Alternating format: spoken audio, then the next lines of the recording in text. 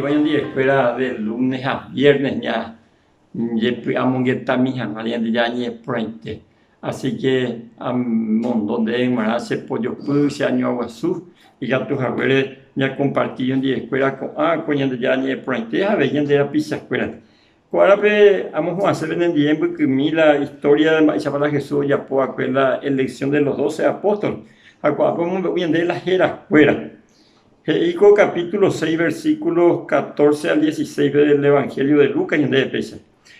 Umío después la elegía y pesa. Simón ombojera después a Pedro. Andrés Simón Luis. Santiago, Juan, Felipe, Bartolomé, Mateo, Tomás, Santiago, Alfeo Raúl, Simón, Oñembojera Abei, Tetana y Jupara, Judas, vean ahí Judas Iscariote, vean otro Judas, Mocuay Judas, el cuerpo de Jesús. Jesús, Santiago Raúl, Judas Iscariote, Peupei, Omoñuja, Becue, Jesús. Jesús, hay avisa primero elegí 11 porque hay petido ñespa. Pero él no discrimina y más betel. O elegía hombres sencillos, rudos, pescadores, cobradores de impuestos. El único la iñarando wea que ya puede espera era Judas Iscariote. Peaño y tela ante la vista de los hombres altea y sacuila oicota la ñande ya en biguaina.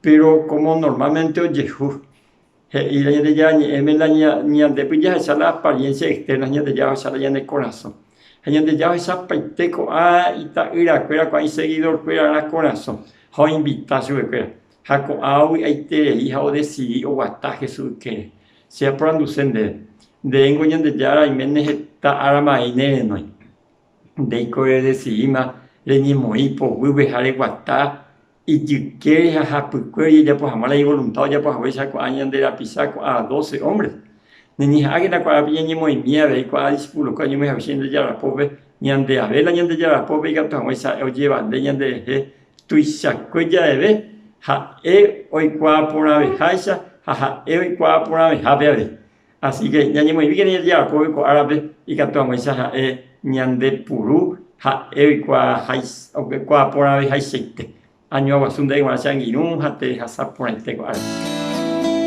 Comarandukova onguajende ver Radio Nuevo Tiempo Rupi reikua vejanguañan de yara rembia poukapu romonguajesen de venderogape bo epui por aitereiva handereje pumo aingese ba ebete